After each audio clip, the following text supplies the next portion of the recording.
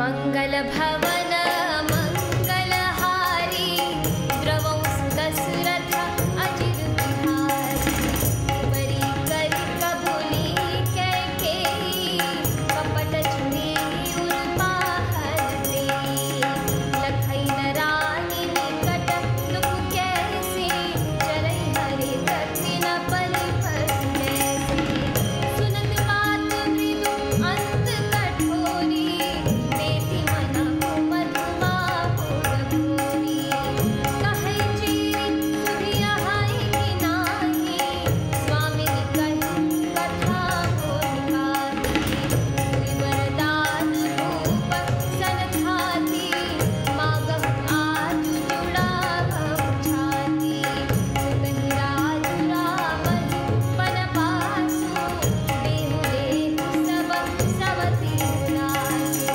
भूपति राम शपथ जब करई तब मागे जिहि बचन न डरई होय काज आज निसि बीते बचन मोर प्रिय माने बीते मंगल भवन मंगलहारी द्रवौ दशरथ अजिर बिहारी बड़ कुठातु करि बात किनी कहि सिकोप गृह जाऊँ काज संवारे सजग सबु सहसा जनि पटिया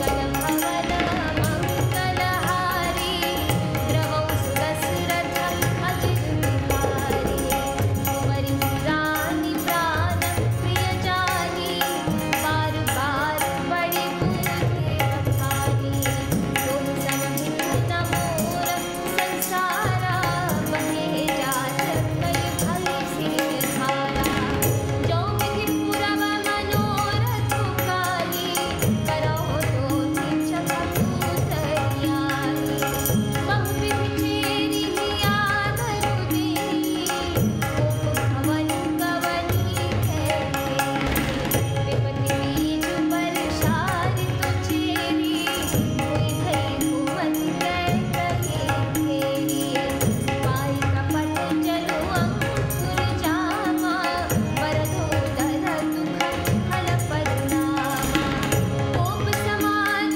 साजी सबु सोई राज करत निज कुमति बिगोई राउर नगर कोलाहल होई यह पुचाले कछु जात न कोई मंगल भवन मंगलहारी द्रवौ दशरथ अजिर बिहारी प्रमुदित पुर नर नारी सब सजहि सुमंगल चार एक प्रविशहि एक निगमहि वीर भूप दरबार मंगल भवन मंगलहारी द्रवौ दशरथ अजिर बिहारी।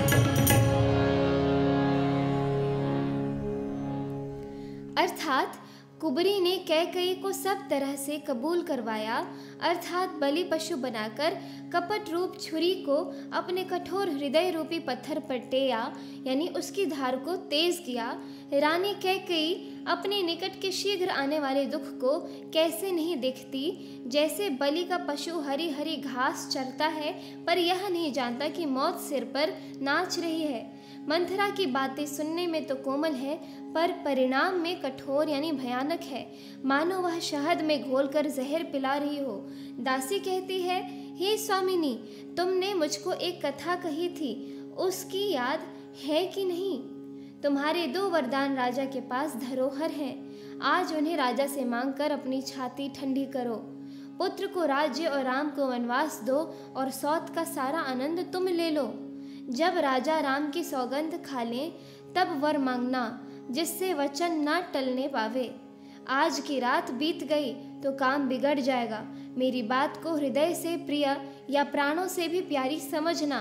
पापिनी मंथरा ने बड़ी बुरी बात घात लगाकर कहा, कोप भवन में जाओ, सब काम बड़ी सावधानी से बनाना, राजा पर सहसा विश्वास न कर लेना, यानी उनकी बातों में न आना।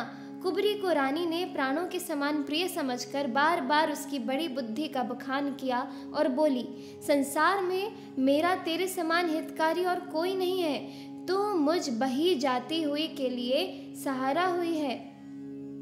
यदि विधाता कल मेरा मनोरथ पूरा कर दे तो हे सखी, मैं तुझे आंखों की पुतली बना लूं। इस प्रकार दासी को बहुत तरह से आदर देकर कैकेयी कूप भवन में चली गई। विपत्ति यानी कलह बीज है, दासी वर्षा ऋतु है। कैकेयी की कुबुद्धि उस बीज के बोने के लिए जमीन हो गई। उसमें कपट रूपी जल पाकर अंकुर फूट निकला। दोनों वरदान उस अंकुर के 2 पत्ते हैं और अंत में इसके दुख रूपी फल होगा। कैकेयी कोप का सब साज सजकर यानी कोप भवन में जा सोई। राज्य करती हुई वह अपनी दुष्ट बुद्धि से नष्ट हो गई। राजमहल और नगर में धूमधाम मच रही है। इस कुचाल को कोई कुछ नहीं जानता। बड़े ही आनंदित होकर नगर के सब स्त्री पुरुष शुभ मंगलाचार के साज सज रहे हैं। कोई भीतर जाता है, कोई बाहर निकलता है। राजद्वार में बड़ी भीड़ हो रही है। इस एपिसोड में इतना ही। आगे की कथा सुनने के लिए कृपया मेरे YouTube चैनल को ज़रूर सब्सक्राइब करें। जय सिया राम।